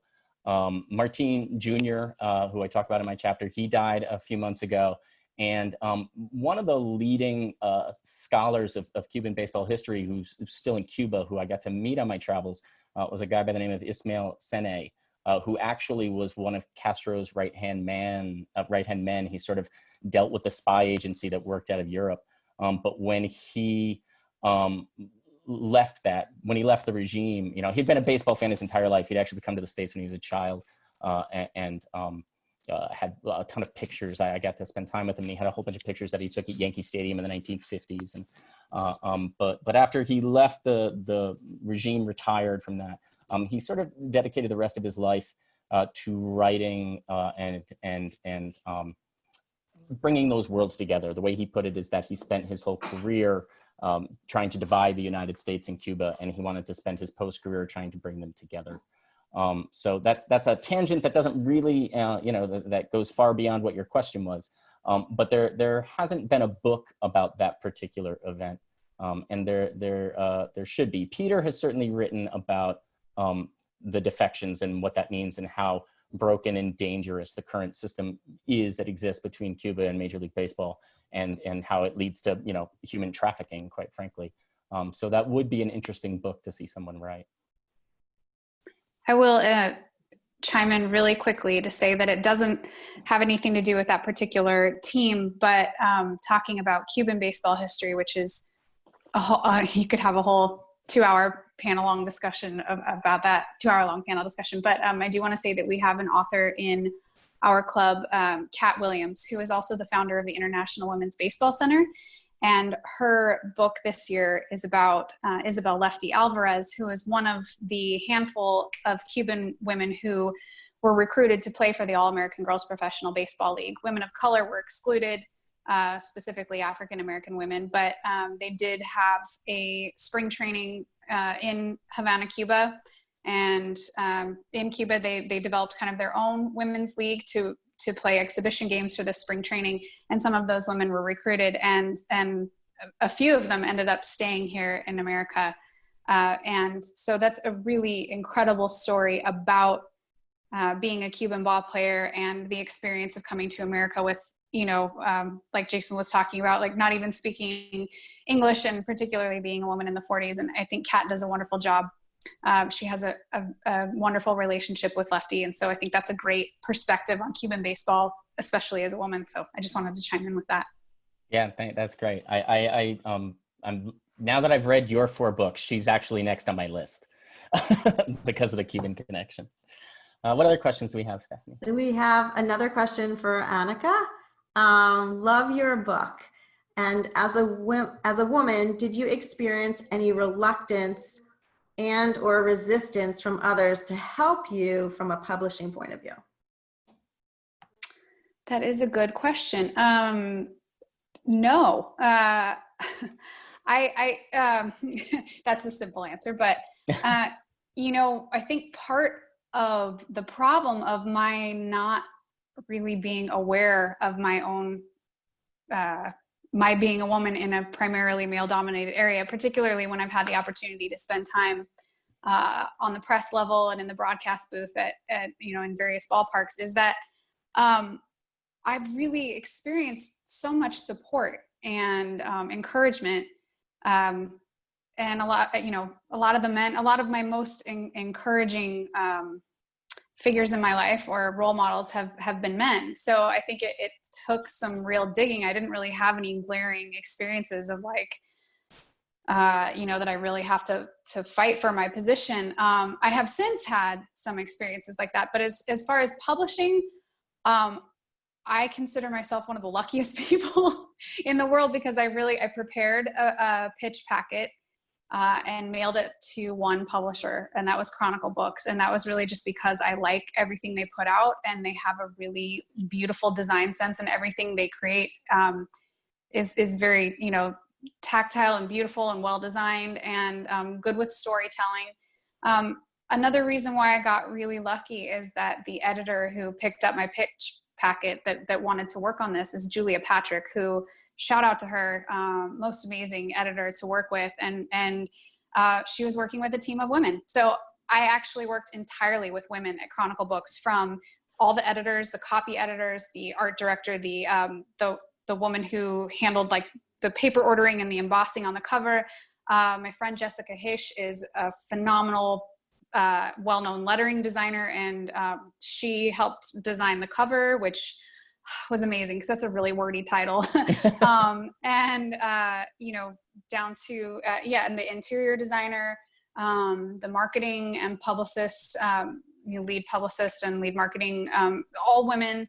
So that was really cool. That was like a really great experience for me, because you know, to have a collaborative experience and work with a team of all women was just incredibly supportive. And I felt like, you know, they always say no one cares about your book as much as you do, which is totally true. But I feel like I really lucked out that if I had the next best thing, I felt like I got to work with people who really cared about it and were excited about it. So I've just been really, really lucky. I don't know what else to say, except I'm just grateful. And I lucked out.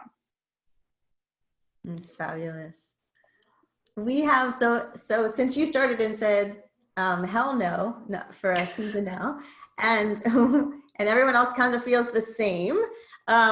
Someone asked, is anyone planning to write a book about this season? That's an interesting thought. I will say, you know, I approach baseball from the perspective of a historian. So you would have to ask me that question in about 20 years, and then maybe. As far as writing, I don't know, but I do know that I think all of us collectively feel like on some level we deserve a do-over because we didn't get to actually go out into the world. So there's been some discussion about doing the Pandemic Baseball Book Club virtual events in a live space at some point, maybe next year if we're able to. So maybe that will spark the next journey book, Brad. There you go. It's the opposite of writing about this season. We're going to pretend like this season never existed. Yeah. The season will be the 13th floor of baseball history. We'll just pretend it never happened. We have a question. Thank you, everyone. This has been amazing. One question: is there anything, person, team, place, story, etc., that you have come across in the writing process that did not make the book, but might make for a good start to the next book, or even just an article? I'll answer that. I wrote a lot about these communities and in LA that no longer exist. And my book focuses on one family in particular because that's kind of how it goes. But there's a lot of great stories in Palo Verde, La Loma, and Bishop, these three places that existed where Dodger Stadium does now. And whether it's me or somebody else, I hope more books are written about the people who lived in those places. They're pretty special, and I would like to read them if somebody else writes them. Fabulous. Here we have a comment and a question. I am an aspiring sports writer in New York City. Shout out to the legend, Mr. Carhart, who I met at Queens College. And could you guys describe the research and writing process, the length of time for each part of the process, any noteworthy obstacles, denied interviews? And for Mr. Turbow, could you include footnotes in your writing as a nod to David Foster Wallace? I guess I'll answer. I already typed my response to that. I love David Foster Wallace. I would say he's a big influence, but he can't be. He's on such an unreachable level that I can't aspire to anything he's done. I love his footnotes, but mostly I use copious footnotes as a way to insert fabulous details that would have otherwise interrupted the narrative flow. The fact that he did it also is, a happy coincidence. And I'll answer that first question too, briefly. I mean, it takes me about 18 months to write one of these books, from soup to nuts. And my process involves, somewhere between 9 months and a year, or 6 months and a year of nothing but research, reading every newspaper and magazine and book I can get my hands on, at which point I then do every interview I can do with whoever I can get. And I think the key for me is probably a 3-month process of then organizing all the information I've collected. And it is a slog, and it's tedious, and it is the least fun part of my job, but it is the most essential part of my job, because when it's then time to write, I have it all exactly where I need it, and I can easily conceptualize what needs to go into any given section. I think I'll just say that, in terms of challenges of the process, there's creative and then there's logistical. And so, like for me, the creative challenge was, I always knew that my book was unusual for a baseball book, in that it was part memoir, part travel, part baseball, and then I'm an active character in the book. So one of the challenges for me was, how do you tie all that together into a compelling narrative and tell the story of 14 players and my own story. And that was one of the main reasons I got rejected 38 times, was the pushback was like, it should just be about the players, or it should just be straight memoir.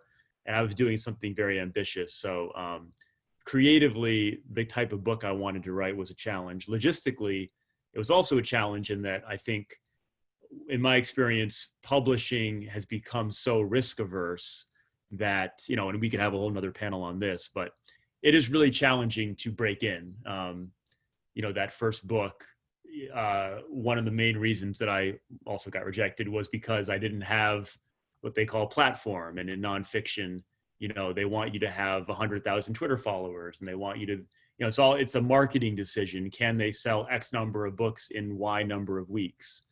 And so, it's a much longer discussion. It's not to say, it can't be done. I mean, we all got published, but it is challenging. I'll kind of like just addendum onto Brad and Jason that, I'm not a sports writer specifically.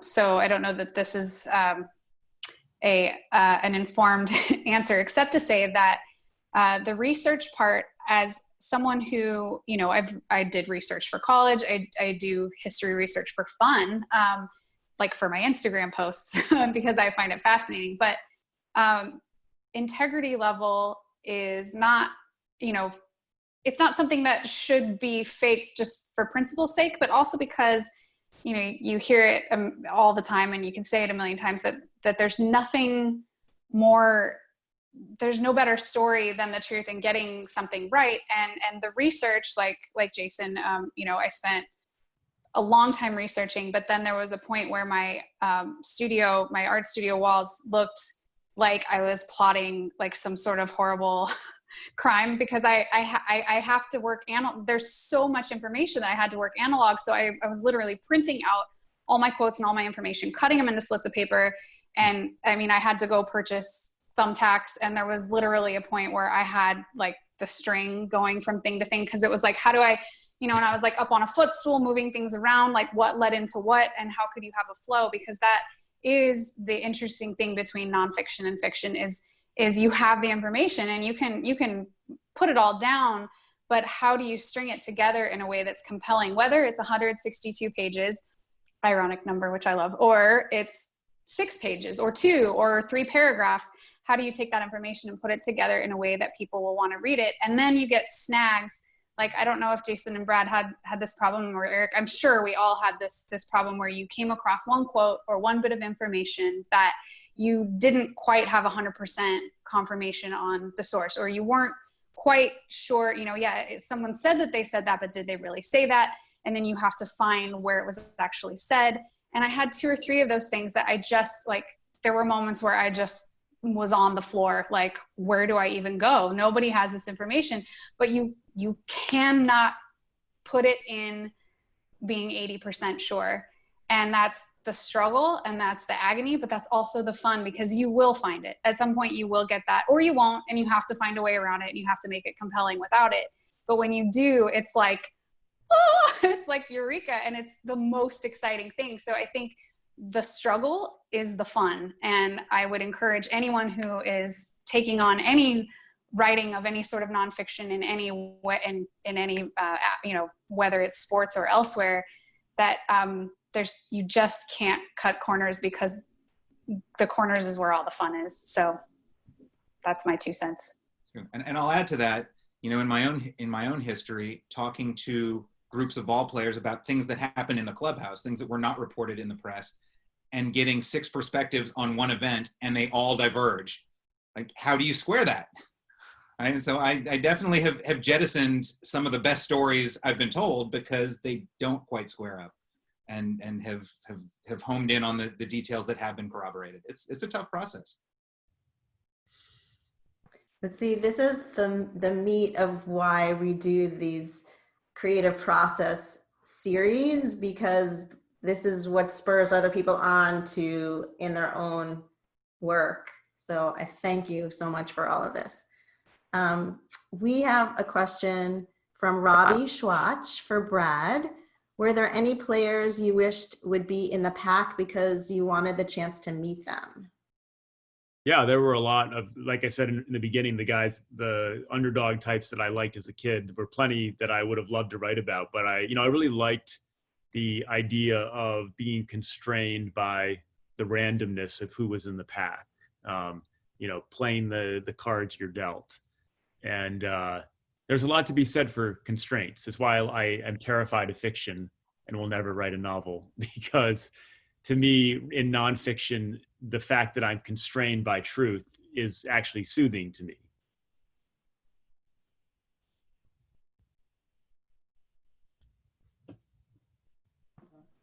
Anyone else want to comment on that experience of something they wanted?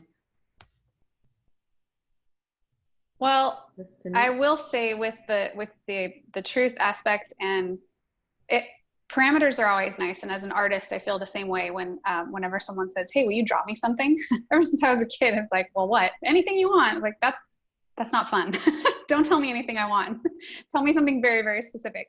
But also, as far as the research part and the integrity part, you know, Jason is very generously with his time creating a question of the week on the Pandemic Baseball Book Club website, where all the authors have an opportunity to answer a specific question. And it's a really entertaining thing, I think, because it gives insight into all the authors, not just us, you know. But one of the questions that was posed fairly recently was, you know, was there a passage or a part that you had to omit from your book that you really wanted to be in there? And Personally, I had several, but and that is an interesting question to read everybody's response to. But one of the things that was a struggle for me in my creative process was that there were themes that I really, really wanted to address that I felt were really important to the overall story and context. And two of those things were race and sexuality.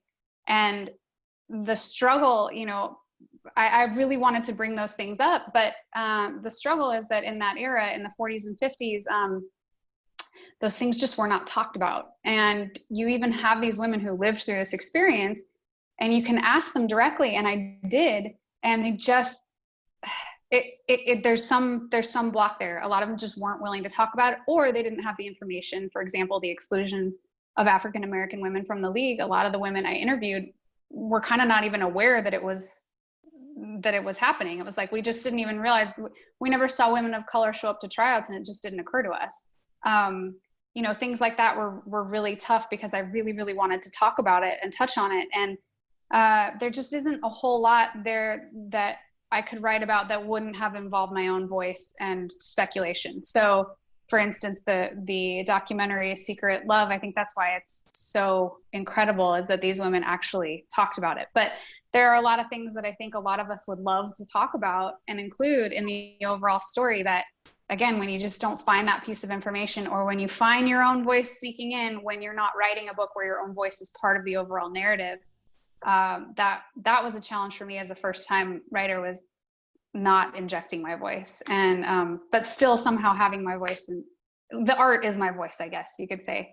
But that's why it's really interesting to me, like Eric talking about voices of people who were essentially considered voiceless. Brad using his own voice in the story of all of these voices. And, you know, all the other books of the members of our club, I think that's the most interesting part to me, is where you hear their own voice and whose voices they're amplifying and whose voices you choose to amplify. I think is part of the fun diversity of the club and the books, the diversity of the books in our club. It's fabulous. Well, this has been an amazing afternoon. I thank you all so much. Ralph, you have some special offer for yes, there's two more things I want to tell everyone. We have an offer for anyone who attended the panel today. If you would like, you can reach out to the folks at New Jersey City University, and they'll share the contact information with you for that. And request, if you would like, all of the authors featured today, including myself, are willing to sign book plates, autographed book plates that we'll mail off to you, that you can stick inside your copy of our books if you would like. And I believe that Eric also has some baseball cards. You saw some of the baseball cards that he had made for promotional materials for his book. You saw them during the panel. If you're interested in getting those, let New Jersey City University know, and Eric has very kindly offered to send some of those off to you.